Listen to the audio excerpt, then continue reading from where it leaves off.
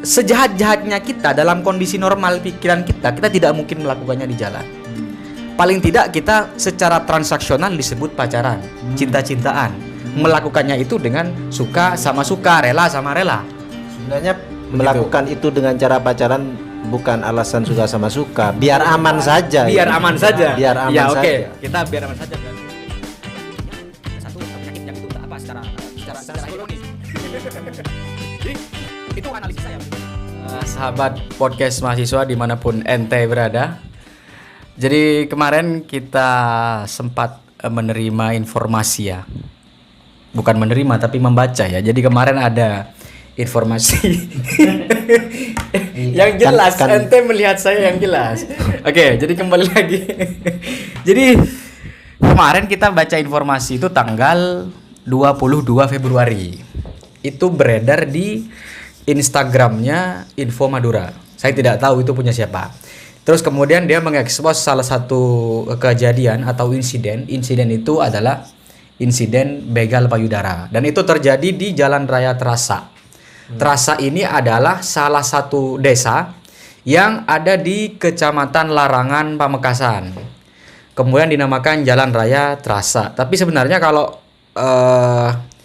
jalan raya itu bisa dikatakan juga Jalan Raya Sumeneb, Pamekasan. Tapi lokasinya di wilayah Terasa. Orang menyebut Jalan Raya Terasa. Nah, kejadiannya si korban ini dibegal payudaranya. Dibegal. Nah, kemudian si korban itu, entah korban atau siapa, itu mengadu kepada salah satu orang. Kemudian chat pengaduan itu diposting oleh Instagram Info Madura pada tanggal 22 Februari kalau nggak salah. Kejadiannya juga tanggal 22 Februari dan akhirnya booming sampai hari ini. Begitu. Nah, jadi pengaduannya lewat chat. Iya. Entah itu benar atau enggak, itu chat beneran atau enggak, maksudku itu jangan-jangan chat kepada seseorang, cuman orang itu ngirim ke Info Madura kemudian diekspos oleh Info Madura. Saya enggak tahu. Yang pasti itu yang kemudian menjadi booming. Artinya kita sendiri belum tahu itu.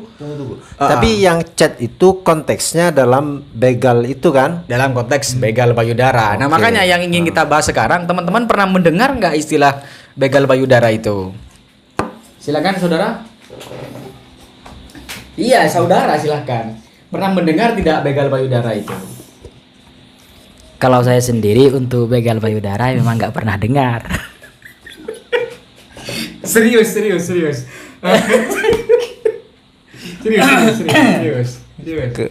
Kalau jadi pelaku. Tos lu belum mancing suasana. Ayo. Kat. Tak usah cut sudah. Oh iya. Lanjut. Kalau saya sendiri begal payudara konotasinya. Konotasi begal payudara saya mengartikannya tuh gimana proses begalnya. Iya. Kan kalau semuanya begal ya kita mungkin artikan ada sesuatu yang ingin didapatkan dan dibawa pulang. Iya. Apakah begal payudara bisa dibawa pulang? Iya. Nah, kan itu yang itu diskusi, tapi kalau memang itu benar-benar terjadi, bisa saja itu masuk ke yang namanya pelecehan seksual. Bisa saja di jalan. Tapi gini loh, kita gak usah itu kan begal payudara kan. Artinya seseorang melakukan tindakan yang tidak asusila ya. Iya. Jadi orang kadang lewat ungkapan di jalan bisa. Contohnya semisal body shaming misalnya atau apa, itu bisa saja. Apalagi merayu orang dalam konteks yang seperti itu. Jadi menurut saya begal payudara ya kemungkinan bisa saja terjadi di jalan. Dan kemungkinan informasi itu bisa benar. Maksud saya begini. Maksud saya Anda punya gambaran gimana ketika menyebut ada begal payudara? Iya, maksudnya insidennya gimana gitu maksudnya? Iya, kalau dari pemikiran saya, jika memang itu benar-benar terjadi begal payudara, paling tidak orang si pelaku ini berniat untuk melakukan tindakan yang berhubungan dengan payudara. Tidak asusila tadi itulah. Jadi begini. Iya. Bentar dulu. Mohon maaf, jangan dipotong maksudnya. Enggak. Tindakan tersebut. Gini loh. Bentar dulu. Sampaikan saja imajinasimu tentang Iya, ini tentang begal payudara. Tadi saya sudah menyampaikan begal payudara itu dalam rangka orang mau bertindak tidak asusila ya. Itu Tidak sudah asusila. bertindak itu, bukan mau. Iya, kan Tindakannya begitu. seperti apa dalam imajinasi kamu itu? Seperti Oh, apa? iya, kalau digambarkan saya sendiri nggak bisa memperagakan kalau soal itu. Berarti tidak punya imajinasi tentang Tapi begal ada, payudara. tapi tidak bisa Ada. menggambarkan seperti apa. Kan begitu. Iya. Oke. Contoh kita mau begal HP sedang di posisi dipegang oleh Anda misal. Nah, itu Nah. memperagat. Lah, Kayak ini yang contoh saya maksud. analoginya ini kan dipegang. Oke, berarti Diambil berarti secara artinya sekali lagi kita tidak mau membuat ini menjadi bahan bercandaan, tidak. Iya, betul. Ini urusan dengan tubuh perempuan. Iya. Maksud saya tadi kan pertanyaannya adalah begal payudara itu kalau Anda pernah mendengar tidak? Oh, ternyata kita baru-baru ini Iya, mendengar. betul. Nah, kemudian ketika mengimajinasikan, saya juga tidak berani sebenarnya. Iya. Kita analogikan, memang kalau misalkan begal sepeda HP, motor, sepeda motor. berarti sepeda motornya diambil. Ada usaha untuk merampas melakukan kekerasan. Nah, itu maksud saya. Nah, Gitu. coba kita pindah dulu Iya. ke saudara. Ini Anda gimana mendengar istilah ketika mendengar tentang begal payudara begitu? Oke, terima kasih. Begal payudara ya, ada dua kata di sini. Ada kata yang pertama itu begal, ada kata yang kedua itu payudara. Kalau dari sudut pandang menariknya, ya mungkin lebih baik pembahasan ini membahas diksi yang kedua saja. Ternyata ini menarik dan kurang penting begitu ya. Oh, betul. Yang menjadi penting ketika ada dua kata ini disatukan, begal payudara. Begal payudara ini biasanya ini kan sesuai dengan informasi yang tadi kita dapat, entah itu dari mana sumbernya. Begal payudara ini munculnya memang beberapa waktu terakhir, artinya akhir-akhir ini, semenjak sosial media berkembang, menyebar di grup di WA atau Instagram dan sebagainya. Mungkin pelecehan seksual sebenarnya bukan fenomena baru. Kalau itu disebut-sebut sebagai pelecehan seksual. Tapi begal payudara ini mencuat beberapa tahun terakhir. Apalagi ketika kejadian tersebut banyak diberitakan dengan diksi ataupun kata-kata seperti itu. Perpaduan kata yang mungkin baru kita kenal. Dua kata yang sebenarnya tidak sinkron, tapi muncul di berbagai katakanlah informasi ataupun berita, istilah begal payudara. Sebenarnya kalau saya menafsiri sepihak dalam diri saya dan tidak sedang terkontaminasi dengan penafsiran orang lain, Terkontaminasi. Anda tahu apa itu kontaminasi? Itu percampuran antara cabai dengan ketumbar itu.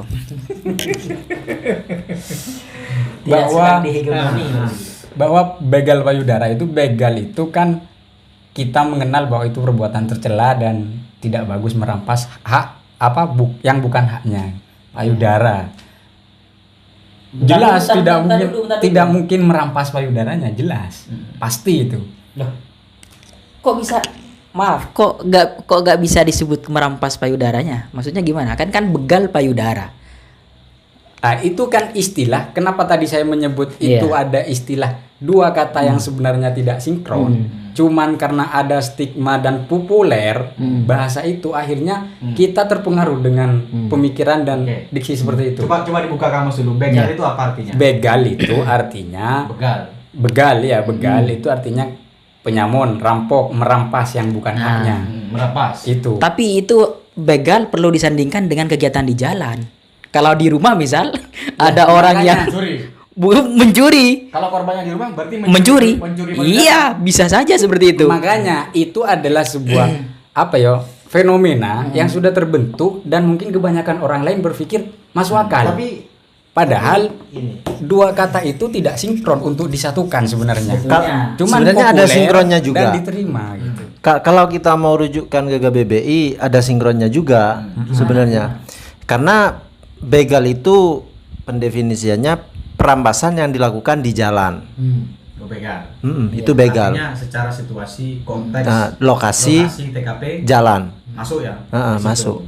Cuma itu ada kata Merampas. tapi kan tidak dirampas. Ya. Iya. Tapi itu sebenarnya saya kira loh, penggunaan istilah untuk menjembatani pada imajinasi kita bahwa suatu dilakukan dengan cara tanpa disetujui si pemilik begitu. Dan itu dilakukan di jalan. Dalam hal ini pemilik payudara berarti. Betul. Tidak disetujui. Makanya menggunakan istilah begal. Seandainya tidak disetujui, seandainya disetujui, itu berarti bukan begal Bukan payudara. begal. Apa itu kalau disetujui misalnya? Tindakan suka Perampasan yang disetujui. Suka sama suka. Oh, suka sama suka gitu ya. bukan lari ke Saya kira konteks ini tidak kita larikan pada barangnya ya, tapi pada perbuatannya. ya pada tindakan. Karena penekanannya pada tindakan itu.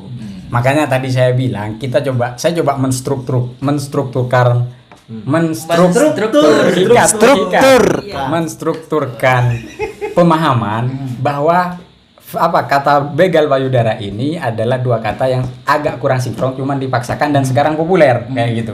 Tapi Dan matching akhirnya loh itu. Kita memahami dan ini memang menarik. Bikin gimana?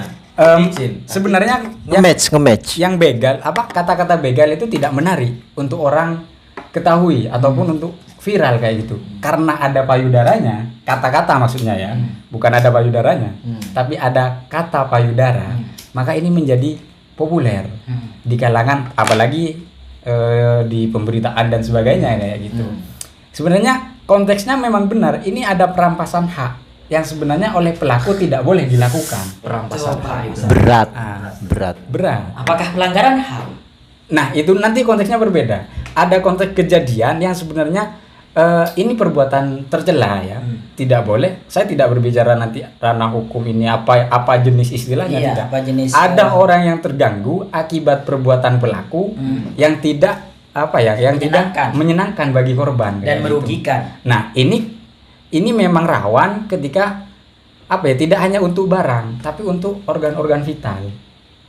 Apalagi perempuan. Sebenarnya dalam konteks ini korban tidak hanya bisa jadi bukan hanya perempuan, tapi asalkan organ vital yang dirampas haknya kayak gitu. Artinya laki-laki bisa jadi korban, Betul. tapi bukan payudara. Nah. Mungkin begal kayak gitu. Betul. Jadi gimana kalau Anda kapan mendengar istilah begal payudara? Pertama kali mendengar apa ketika barusan ini begal. Iya, kapan gitu maksudnya, bukan barusan, apakah 1 tahun yang lalu, apa tahun ini begitu? Ya, sejak kejadian ini mulai disebar informasi. Jadi tahun kemarin tidak pernah mendengar. Istilah itu belum. Tapi kalau kejadian-kejadian semacam itu sering terjadi sebenarnya. Hanya saja istilahnya belum ada. Apa istilahnya dulu? Istilahnya saya tidak tahu. Pelecehan ya? Pelecehan. Pencabulan. Begitu ya. Tapi baru kali ini istilah itu digunakan. Oke. Kalau saya sudah tahun-tahun kemarin, menurut saya ini kan yang harus kita pahami dulu, istilah begal payudara ini muncul dari mana? Ini muncul dari media. Begitu maksudnya. Bukan ada pakar yang kemudian mendefinisikan. Tetapi ada kejadian, ada insiden, ada fenomena, ada seorang wartawan datang ke situ menulis berita, akhirnya menemukan istilah begal payudara walaupun tidak ada yang dirampas.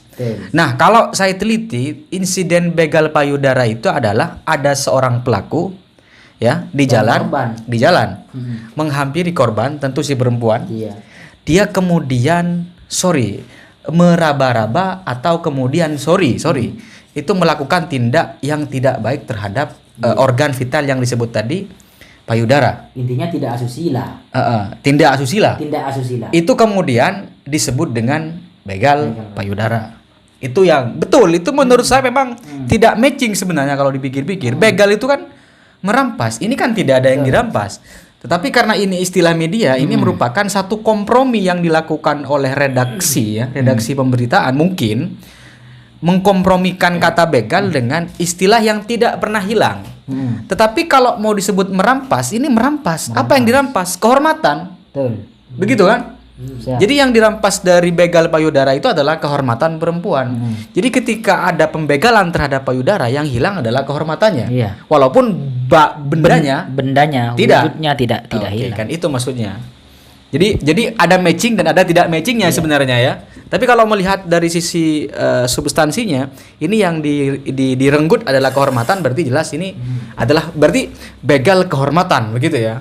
Saya justru tertarik dengan kalau ini memang yang direnggut adalah kehormatan, mungkin juga menjadi menarik untuk kita kunyah gitu ya. Benarkah kehormatan perempuan itu ada di payudaranya kayak gitu? Nah, kalaupun benar, bisa jadi itu tafsir ataupun definisi yang disampaikan itu benar. Kalau kehormatan perempuan itu, Kalau boleh saya merespon pernyataan itu. Kehormatan Iya, perempuan adalah seutuhnya. kehormatan Jangankan perempuan payudara. tidak hanya pada itunya intinya. Tapi saya kira ini lebih impactnya ke psikologis saya kira. Ya iya maksudnya. Iya. Di apa namanya? Megang saja itu sebenarnya Iya, satu. betul. Kalau Tidak. bukan pacaran ya. Oh sorry pacaran pun begitu. Sorry oh ya, pacaran pun begini. Perempuan kehormatannya adalah seutuhnya kan begitu. Sesuai dengan yang dianjurkan Islam, auratnya hanya apa? Wajah Ya, sama itulah. telapak. Itulah, Ya itulah. wajah sama telapak tangan ya. Kalau wajah kan ada yang pakai niqab. Nah, ini bicara lagi artinya jangankan sampai ke payudara, bersentuhan aja gitu kan. Itu bisa jadi sudah menodai kehormatan. sudah menodai perempuan, kehormatan. ya. Maksudnya kan kembali lagi ini yang dibegal apa? Kehormatannya. Oh iya. Saya justru juga berpikir bahwa kehormatan perempuan itu seutuhnya gitu. Mungkin ada kayak klasifikasi. Iya. Tingkatan kehormatan yang paling klasifikasi, bukan klarifikasi. Fundamental. Iya. Ada Yang pasti tingkatan esensial. dari Esensial. dari setubuh perempuan itu satu tubuh maksudnya gitu. Yang jelas. Setubuh dengan satu Tubuh perempuan itu kehormatan, tapi ada klasifikasi. Mana yang paling terhormat kayak gitu ya. Ketika yang dibegal itu adalah titik yang paling dihormati. Itu mungkin Ada kastanya juga ya. Iya, ada kasta. Ada levelisasi. Betul. Semakin ke dalam bisa jadi itu masuk kawasan semakin terhormat kayak gitu. Kenapa harus semakin ke dalam? Kalaupun ada luar dan dalamnya gitu. Iya. Ternyata mungkin tidak ada. Makanya yang ingin saya komentari juga terkait begal payudara misalnya, mohon maaf. Si pelaku tentunya melakukan tersebut, semisal saya analogikan dengan begal sepeda motor atau handphone. Contohnya saja, begal sepeda motor. Tanpa si begal mengetahui bagaimana ciri-ciri sepeda saya mau begal motor matic misal. Semisal yang memang memungkinkan untuk diambil bukan matic ya bisa saja itu bisa diambil. Nah, kasusnya dengan begal payudara, mohon maaf. Apakah setiap orang menjadi sasaran? Pastikan ada kriteria juga. Contoh, mohon maaf, payudara yang besar misal. Ini bisa saja menjadi faktor orang melakukan tindakan tersebut. Ini kenapa lebih kepada payudaranya? Makanya Karena saya bilang, nah, itu dua diksi iya. yang sebenarnya hanya satu yang menarik. Misal, oke. Saya Sebentar. pikir ini karena sasarannya terlalu empuk ini. Iya. Tidak mungkin itu diungkapkan jika tidak pengalaman kan begitu biasanya. Oke, jadi yang ingin saya sampaikan, apakah semua sasaran tindakan begal payudara dilakukan untuk semua orang? Perempuan, mohon maaf. Apakah hanya orang yang memang mohon maaf payudaranya besar ataupun menonjol Kalau dan itu saya seterusnya? pikir soal kesempatan saja kalau itu. Ya, tapi saya dalam hal ini berargumentasi, artinya orang yang mungkin, mohon maaf, agak tertutup ataupun tidak menonjol dan seterusnya secara pakaiannya, ini lebih kecil resikonya untuk menerima perlakuan tindakan asusila di jalan, seperti halnya kasus ini. Jadi saya tidak mau mengarahkan ini kepada persoalan payudara detail-detailan, tidak. Jadi maksudnya ini kita bisa saja nanti kita disebut menyinggung-nyinggung organ vital perempuan. Makanya yang ingin kita bahas sebenarnya adalah persoalan kenapa kalau berbicara tertutup atau tidak, ya memang betul risikonya lebih yang terbuka, tetapi tidak menutup kemungkinan yang tertutup juga kena korban. Maksud saya, pelecehan seksual itu bisa menimpa siapa saja, karena adalah karakter pelaku ini kan kita tidak tahu. Betul. Maksud saya begini, kalau dia maling, dia bisa mencuri dimanapun. Ini soal kesempatan saja. Artinya hanya tidak semua rumah saja yang dicuri.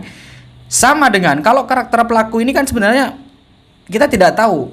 Kalau ada kesempatan, saya yakin kalau dia melakukan kepada satu perempuan, dia bisa melakukannya kepada banyak perempuan. Cuman soal kesempatan saja. Jadi maksud saya adalah kenapa ada tindakan begal payudara itu yang harus dikupas, begitu maksudnya. Akhirnya kan sekarang kenapa ada tindakan begal payudara? Nah, kalau lihat faktornya di berita itu faktornya ya, faktor di TKP tidak ada lampu penerang. Pertama faktor lokasi. Faktor lokasi. Iya. Walaupun ini masih debatable ya, bisa diperdebatkan. Cuman faktor alamnya tidak ada lampu katanya.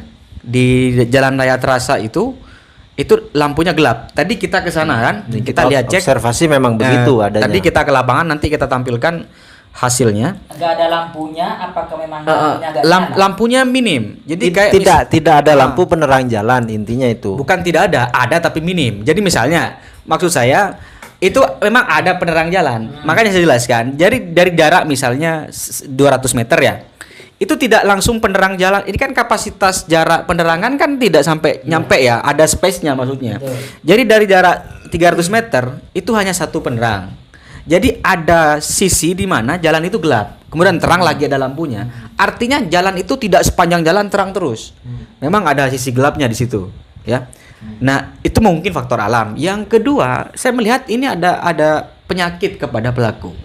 bisa. Ya, jelas-jelas di Nah, pelaku. Ini faktornya. Jelas di Maksud saya pelaku. begini. Terus terang, kita ini bukan laki-laki yang tidak menyukai anu lah gitu ya. Iya. bukan tidak menyukai, Cuman- sorry. Nah, sasaranku apa ya? Mau bisa nekuk kan kok Jadi- Rojo. Iya, nggak mungkin muncul definisi itu. Betul. Jika memang tidak berimajinasi. Jadi maksud saya kita kita laki-laki normal yang kita juga punya hasrat terhadap itu. Tapi maksud saya sejahat-jahatnya kita dalam kondisi normal pikiran kita tidak mungkin melakukannya di jalan. Paling tidak kita secara transaksional disebut pacaran, cinta-cintaan. Melakukannya itu dengan suka sama suka, rela sama rela. Sebenarnya melakukan itu dengan cara pacaran bukan alasan suka sama suka, biar aman saja. Biar itu. aman saja. Biar aman ya, oke. saja. Kita biar aman saja. Berarti pertama adalah pelaku punya satu penyakit yang itu entah apa secara Secara hegemoni. psikologis. Jadi itu analisis saya begitu. Jadi pertama karena tempat, faktor alam. Yang kedua adalah mungkin si pelaku ada penyakit gitu kan. Dijelaskan penyakit apa Saya itu? tidak tahu penyakitnya. Nah, ini fakta ketiga yang menarik adalah korban sampai hari ini itu tidak ada satupun yang melapor ke kantor polisi. Saya sudah mengkonfirmasinya kepada Kapolsek Larangan. Sampai hari ini, Mas, kita tidak pernah menerima laporan. Sama sekali satupun, gitu kan? Ya entah mungkin korbannya bukan orang Larangan, mungkin lapor di polsek lain. Cuman kejadiannya kan di wilayah Terasa itu kewenangan dari Polsek Larangan. Tapi nggak ada laporan. Bahkan polisi mengharap korban melapor sehingga bisa disidik, bisa dilidik, bisa dimintai keterangan kapan waktu kejadiannya sehingga polisi punya punya peran untuk bisa berpatroli. Walaupun tidak lapor, katanya tetap patroli di sekitar situ maksudnya. Ini kan fakta yang kok bisa korban tidak melapor itu maksudnya. Tunggu, begini. Kalau soal laporan Polsek bisa saja tidak menerima kan, karena memang tidak ada laporan. Kemudian soal kabar itu apakah Polsek juga mendengar? Terlepas di luar dari informasi awal yang tersebar. Jelas kalau Polsek mendengar, karena Polsek mengatakan walaupun tidak ada laporan, kita tetap mengantisipasi dengan cara patroli di sekitar lokasi itu. Enggak, maksud saya Apa? Enggak, informasinya dapat informasinya Polsek itu apakah di luar yang dari Info Madura tadi? Ya memang karena itu sudah di media ya. Karena sebelum media apapun lah. Karena sebelum sebelum ini viral sampai hari ini, Polsek sudah mendengar informasi itu di media. Yaitu jadi di media, entah di media massa, media.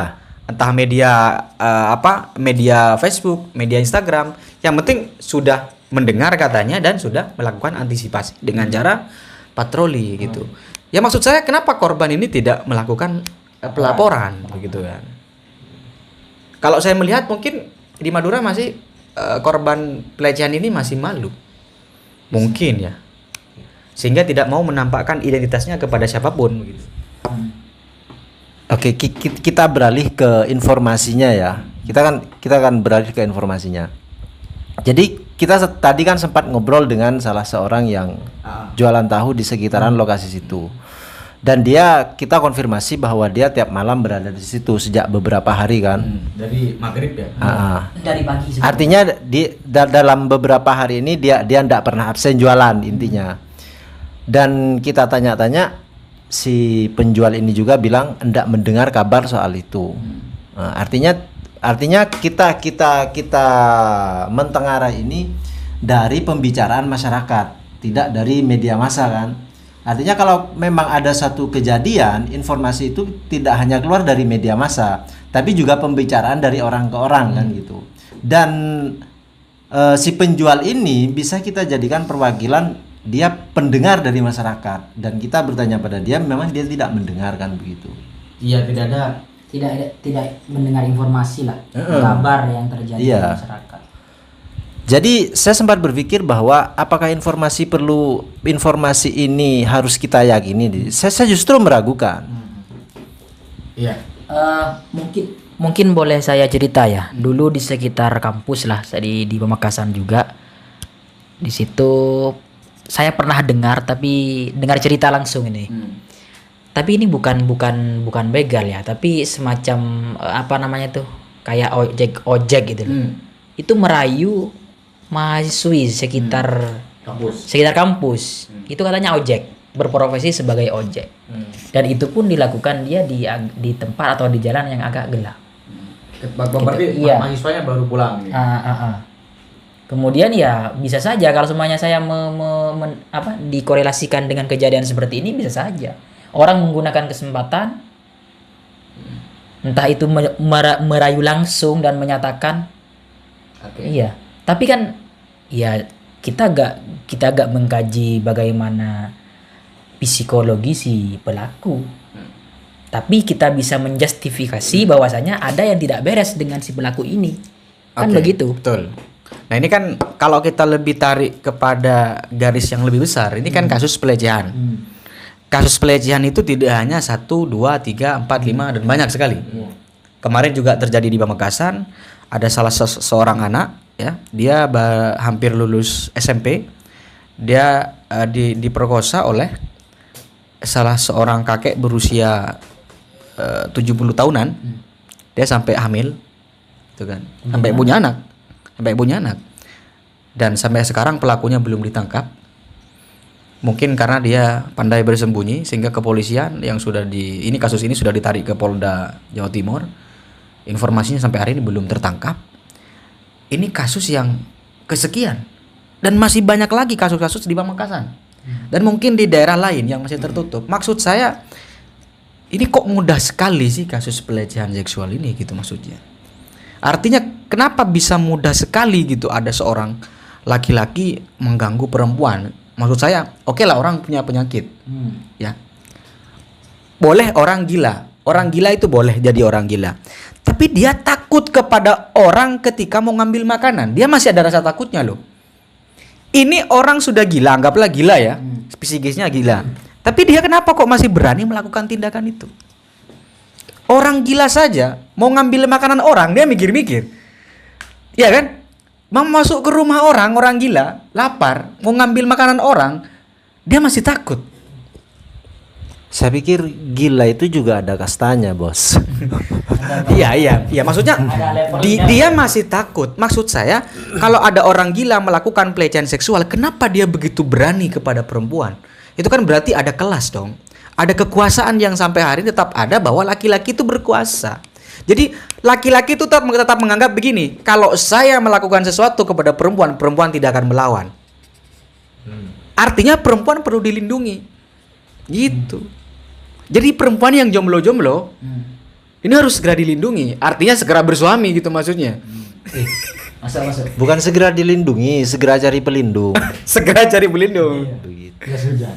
Tapi ya ini dan ini belum ada yang dilindungi gitu maksudnya. Mari teman-teman yang masih single silahkan merapat. Untuk dilindungi gitu ya. Ya itu maksudnya gitu. Orang gila saja masih mikir-mikir. Ini loh nggak mikir-mikir di jalan gitu maksudnya.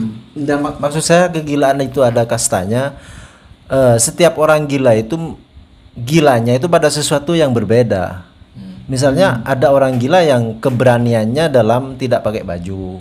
Iya. Nah, di kasus kita ini dia itu gilanya di sisi membegal itu.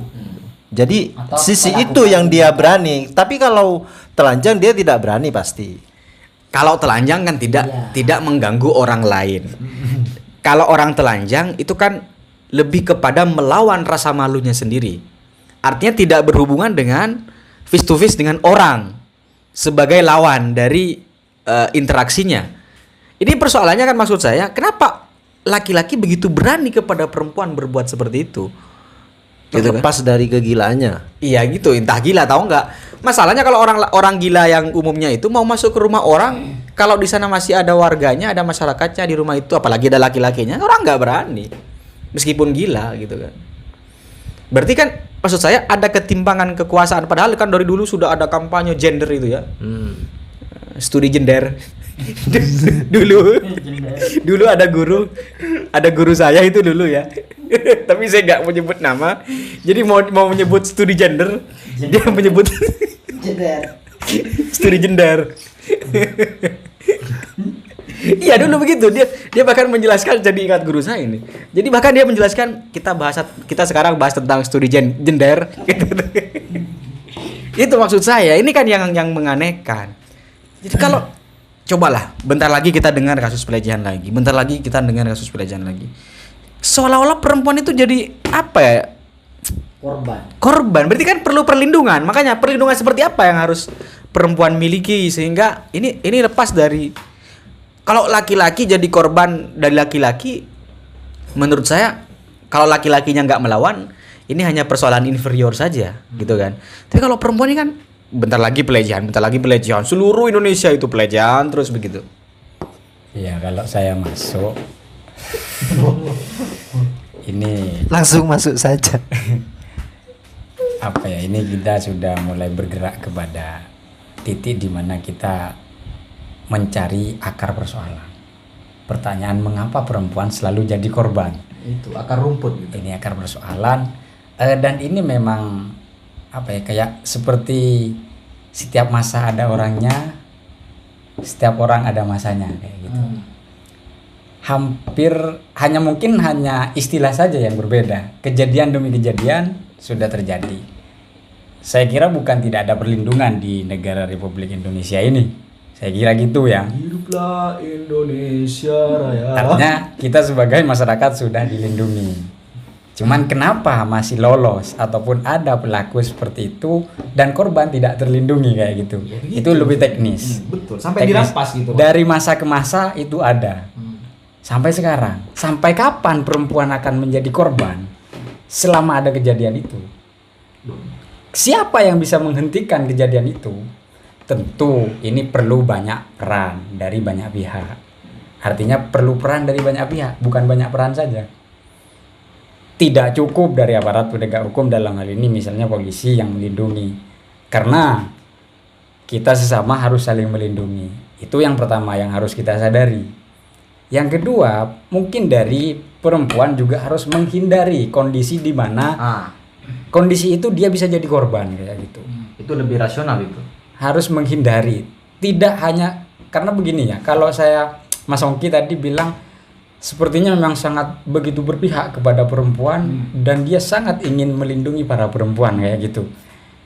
Kalau saya ingin melindungi perempuan, tapi laki-laki juga jangan dipandang jelek terus sebagai pelaku. Karena setiap kejadian seperti ini, setiap korbannya perempuan, pelakunya laki-laki. Ketika kasusnya adalah begal payudara kayak. Sampai kapanpun seperti itu. Cuman di sini bagi perempuan juga harus cermat untuk memilah dan memilih dan menentukan di mana lokasi ini yang lebih tepat untuk dia berlindung dari kondisi seperti ini kayak gitu. Karena kadang kalau berbicara sebab kalau dari sisi situasi misalnya ya, kurang penerangan dan sebagainya, kurang pengamanan, kurang perlindungan, itu kadang potensi itu terjadi. Yang pertama kita harus sadari bahwa potensi menjadi pelaku itu bisa dimiliki oleh setiap orang. Kalau korbannya perempuan, kasusnya seperti ini berarti laki-laki. Setiap laki-laki punya potensi untuk menjadi pelaku sebagai pembegal kayak gitu ya. Cuman dari situ dia punya filter sendiri. Akhirnya di sini ketahuan ada yang berhasil memfilter dirinya tidak terjerumus menjadi pelaku, ada yang tidak kuat dengan memfilter itu dan akhirnya dia terjerumus menjadi pelaku. Yang masalah itu ketika kondisi laki-laki itu tidak kuasa menahan ataupun memfilter dirinya untuk melakukan potensi itu. Maka di sini perlu peran perempuan juga. Yang tidak hanya cukup dia akan bebas ketika dilindungi. Peran perempuan dalam hal itu kecerdasan perempuan. Memposisikan diri, mengambil langkah, bersikap, bahkan melintasi jalanan mungkin yang sekiranya terhindar dari potensi-potensi pembegalan yang akan dilakukan oleh laki-laki. Jadi cukup kompleks. Artinya berimbang. Cukup hegemoni. Berimbang dan kompak kayak gitu. Potensi laki-laki yang bisa jadi pelaku siapapun, potensi perempuan yang bisa sebenarnya melindungi dirinya sendiri tanpa harus menunggu pelindung-pelindung seperti kalian-kalian ini. Karena justru ketika mereka mencari perlindungan kepada kalian, Dalam sekali itu kadang tidak malah dilindungi kayak gitu. Hanya diayomi. Tapi saya pikir persoalan begitu. faktor lokasi, faktor pakaian, saya kira hanya faktor pendukung saja sebenarnya. Apapun pakaiannya, dimanapun lokasinya, jika seseorang memang sudah punya pola pikir semacam itu pasti terjadi, dia lakukan pasti.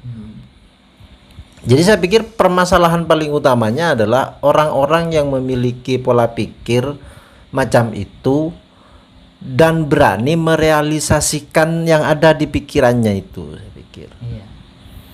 Itu pokok masalahnya. Karena kalau soal pakaian, lokasi dan segala macam faktor pendukung saja. Tapi menurut saya itu ada benarnya juga. Artinya seorang perempuan tidak harus mengharap perlindungan dari siapapun. Artinya harus ada tindakan-tindakan preventif ya dari dirinya sendiri. Minimal lah cara berpakaiannya. Terus dengan siapa, jangan mau berani sendirian di tempat gelap dan seterusnya. Ini kan tindakan-tindakan preventif yang paling maksimal dilakukan oleh iya. Soalnya ketika kita mau membahas pelakunya, sampai kapanpun penyimpangan sosial, perilaku pasti ada gitu. Saya sudah dulu mendengar Iya, penyimpangan sosial. Iya, berjiwa Pancasilais, betul. Iya, patriotisme. Iya, itu semuanya Sangat berkaitan betul. Karena seperti yang disampaikan peribahasa tadi itu, setiap masa ada orangnya, setiap orang ada masanya gitu. Jadi gak semuanya orang ini bisa terbentuk dengan baik dan mempunyai self control yang baik. Tidak apalagi background pendidikannya, background keluarganya dan seterusnya bisa saja itu. Oke. Nah, ini kalau kita pikir-pikir begini ya, kita lebih kalau mau cari lebih berpikir tadi katanya kondisi hanya faktor pendukung. Sebenarnya tidak ada pelindung, kapan saja bisa terjadi. Terus juga ada katanya dicegah saja dari preventif dari pencegahan yang primer, yang sekunder, tersier. Jadi intinya maksudnya sebenarnya pembahasan sudah dilakukan mungkin sejak puluhan tahun yang lalu. Itu sudah masak aja. Ya itu maksud saya. Jadi begini, ide-ide untuk pelaku yang ditangkap. Iya, ide-ide tentang pencegahan pelecehan seksual. Korban ada lagi, baru lagi, pelakunya baru lagi dan seterusnya. Saya pikir pencegahan diskusi tentang seperti ini sudah lama. Tetapi kenapa masih terjadi lagi? Ini kan persoalannya. Kita tinggal pilih sudut pandang. Kita menyerahkannya kepada diri pribadi si perempuan, ya sudah, perempuan harus hati-hati, harus rajin-rajin minta perlindungan. Kalau kemudian misalnya ya semua harus, stakeholder semuanya harus bergerak. Saya pikir sudah dari dulu itu Satpol PP, polisi, orang tua bahkan sudah bergerak. Jadi maksudnya tinggal sudut pandang kita sebenarnya memandang. Memandang paling. Nah, itu maksudnya. Jadi Kemudian ini berhubungan dengan itu loh, apa namanya? Apa istilahnya itu? Yang disampaikan apa? Biasanya yang dia Bang Napi tuh. Ingat ya Bang Napi iya, waspadalah. Iya, kejahatan bukan dilakukan karena ada rencana kan begitu. Tapi Ada kesempatan. Gitu. Tapi kan kembali lagi orang Iya. meskipun ada kesempatan bisa ada internal locus kontrolnya. Nggak bisa Ada maksudnya. juga yang merencanakan kesempatan. Nah, jadi artinya kalau begitu kan ini kembali kepada keimanan masing-masing. Iya. Betul. Siap. Innallah. jadi begitu. Jadi akhirnya begitu. Kalau semuanya kembali kepada diri sendiri, semuanya selesai. Tidak ada laki-laki yang bejat, semuanya beriman. Tidak ada perempuan yang bejat, semuanya beriman. Maka hiduplah manusia yang di muka bumi ini dengan damai, kan begitu. Asik, tidak ada dinamikanya sama sekali. Tetapi kan persoalan kriminal tidak hanya untuk memenuhi soal dinamika, begitu kan. Masalahnya berbicara keimanan itu kan yazidu yankus. Iya, iya. Yazidu yankus. Kadang bertambah, kadang berkurang. Artinya dalam dinamika kehidupan sosial, kesatuan gitu ya. Kemakmuran. Kadang hari ini kita punya bukan merasa gitu ya. Yazidu yankus, hari ini kita beriman. Kita mampu punya kontrol diri untuk tidak terjerumus kepada sesuatu yang negatif. Ini Kalau pakai bahasanya mau itu hasanah ini Mas sudah luar biasa ini. Komandan Hasin ini self control yang kuat katanya. Tapi kadang di hari berikutnya kita tidak semaksimal itu memiliki iman. Karena ukuran iman ini sudah bersifat intuisi. Untuk mengontrol perilaku macam itu apakah hanya iman sih? Ya sebatas kita sebagai orang Polisi juga mengontrol, ada Nih. penjara. Nah, karena berbicara iman itu tidak bisa. Ini sudah bukan ranahnya yang kasat mata ya. Kita bisa mengatakan berretorika bahwa iman kita sedang tebal hari ini. Bermetamorfosa. Dengan penjelasan yang sudah menyertakan referensi tebal misalnya. Hari ini kita punya iman tebal setebal referensi kita. Walaupun sebenarnya kadang perilaku kita itu jauh lebih tipis dari tipisnya helai rambut Seorang gada gitu. itu kadang yang terjadi gitu. Maka kembali ke diri kita masing-masing. Tapi diri kita masing-masing ini karena diri masing-masing diri tetap menjadi kita dengan yang lain tetap harus saling melindungi seperti itu. Siap. Tidak, sudut pandang saya tidak akan menyalahkan yang lain, tapi kita saling bersama dengan yang Membenarkan. Jadi kalau saya ingat dulu memang ada salah satu buku filsafat itu ditulis oleh Franz Magnus Suseno itu mengatakan begini. Kita itu bertemu masalah yang sama hanya dengan manusia-manusia yang berbeda. Jadi dari dulu pelecehan itu ada. Hanya korbannya berbeda, pelakunya berbeda. Begitu. Artinya itu memang bagian dari dinamika hidup. Jadi memang kata kuncinya, benar kata Komandan Hasin tadi, kata kuncinya sebenarnya ada satu, waspada. Begitu kan?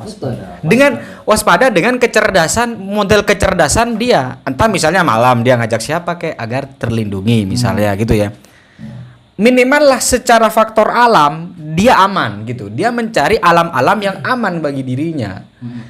Kalau menurut saya kesimpulan dari keseluruhan itu waspada. The conclusion of Iya. keseluruhan. Waspada dia masih kena, berarti memang dia harus melaporkan. Kok tadi? Orang kalau sudah berusaha saya yakin, orang yang berusaha sungguh-sungguh saya yakin mendapatkan hasil yang sungguh-sungguh juga. Begitu kan. Gimana harusnya lagi tuh? Ya begitu maksudnya. Kesimpulannya begitu memang.